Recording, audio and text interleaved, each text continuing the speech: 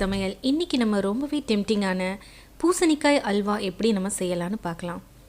இப்போ தான் முதல் முறையாக சேனலை பார்க்குறீங்கன்னா இந்த வீடியோ உங்களுக்கு பிடிச்சிருந்துச்சுன்னா மறக்காமல் சிட்டி சமையல் சேனலுக்கு சப்ஸ்கிரைப் பண்ணுங்கள். பூசணிக்காயை பற்றி ஒரு 2-3 விஷயங்கள் உங்களோட ஷேர் பண்ணிக்கிறேன். பூசணிக்காய் ஒரு நீர் காய்கறி. இது வெள்ளை பூசணி, மஞ்சள் பூசணின்னு 2 கலரில் கிடைக்குது. இதில் அதிகப்படியான பீட்டா கரோட்டீன் இருக்குது. அதே போல் நிறைய விட்டமின்ஸும் மினரல்ஸும் அடங்கியிருக்கு. இதை வாரத்தில் 2 நாள் நம்ம யூஸ் பண்ணுறதுனால டைஜஸ்டிவ் ப்ராப்ளம் எல்லாமே க்யூர் ஆகிடும். வாங்க இந்த இன்ஃபர்மேஷனோட தேவையான பொருட்கள் என்னென்னு பார்த்துடலாம். மஞ்சள் பூசணி, சர்க்கரை, முந்திரி, பூசணி விதை, ஏலக்காய் தூள் மற்றும் நெய். வாங்க பூசணி அல்வா எப்படி செய்யலான்னு பார்க்கலாம். இன்றைக்கி நான் ஒரு 1/2 கிலோ அளவு பூசணி, மஞ்சள் பூசணி எடுத்துருக்கிறேன். அதை நல்லா ஹார்டான தோலை எல்லாத்தையுமே நல்லா சீவிட்டு இந்த மாதிரி கேரட் துருவையில் இந்த மாதிரி துருவி வச்சுக்கலாம். இப்போ ஒரு பேன் ஹீட் ஆனதும் 1 ஸ்பூன் அளவு நெய் ஊற்றி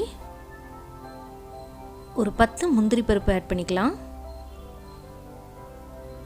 இப்போ இது பூசணி விதை. இது அல்வாவுக்கு ரொம்பவே சாப்பிடும்போது ரொம்ப டேஸ்ட்டை கொடுக்கும். இது ரெண்டையும் நல்லா நெய்யில் இந்த மாதிரி ஃப்ரை பண்ணிக்கலாம். ஒரு 2 மினிட்ஸில் உங்களுக்கு நல்லா ஃப்ரை ஆகிடும். இதை ஒரு பவுலுக்கு ட்ரான்ஸ்ஃபர் பண்ணிக்கலாம். இப்போ அதே பேன்லேயே நம்ம நல்லா துருவி வச்ச மஞ்சள் பூசணியை சேர்த்துக்கலாம்.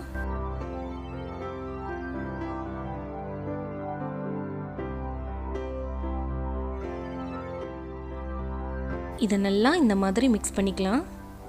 மிக்ஸ் பண்ணும்போது ஃப்ளேம் கொஞ்சம் மீடியம்லேயே இருக்கட்டும்.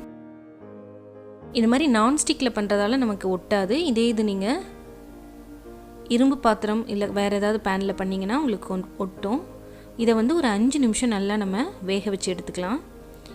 வேக வைக்கும்போது பார்த்திங்கன்னா உங்களுக்கு நீர்க்காயின்றதுனால அதில் உள்ள தண்ணியெல்லாம் நல்லா பிரிஞ்சு வரும். அதனால் நம்ம தண்ணியோ பாலோ எதுவுமே ஆட் பண்ண தேவையில்லை. இது நல்லா ஒரு 5 நிமிஷத்தில் ஈஸியாக குக் ஆகிடும்.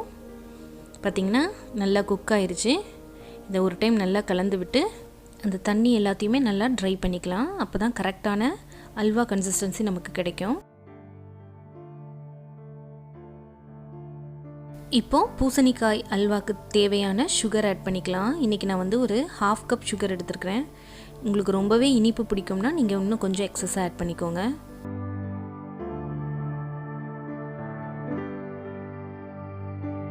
சுகர் போட்டோன்னே நமக்கு பார்த்திங்கன்னா கொஞ்சம் தண்ணி விட ஆரம்பிக்கும்.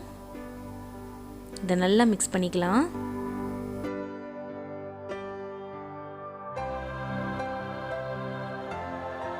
இப்போ பார்த்திங்கன்னா தண்ணி எல்லாமே நமக்கு கம்ப்ளீட்டாக ட்ரை ஆயிடுச்சு. இப்போ 1 ஸ்பூன் அளவு ஏலக்காய் தூள் சேர்த்துக்கலாம். இது அல்வாவுக்கு ஒரு நல்ல ப்ளசன்ட் ஸ்மெல்லை கொடுக்கும். ஸோ நம்மளோட சூப்பரான அல்வா ஆல்மோஸ்ட் ரெடி ஆயிடுச்சு. இப்போ நம்ம முன்னாடி நெய்யில் ரோஸ்ட் பண்ணி வச்ச கேஷ்யூஸையும் அந்த பம்கின் சீடையும் ஆட் பண்ணிக்கலாம். ஒரு ஃப்ளேவருக்காக கொஞ்சமாக பாதாம் இந்த மாதிரி துருவி சேர்த்துக்கலாம்.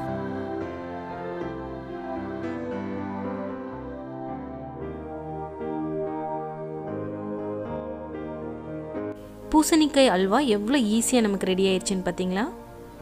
கண்டிப்பாக நீங்கள் இதை வீட்டில் ட்ரை பண்ணி பாருங்கள். உங்களுக்கும் ரொம்ப பிடிக்கும்.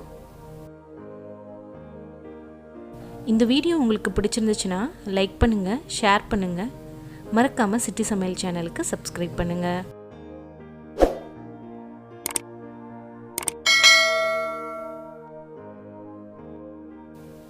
வேறு ஒரு இன்ட்ரெஸ்டிங்கான டிஃப்ரெண்ட்டான ரெசிபியோடு உங்களை மீட் பண்ணுறேன். நன்றி, வணக்கம். இது அறுசுவையின் திறவுகோல்.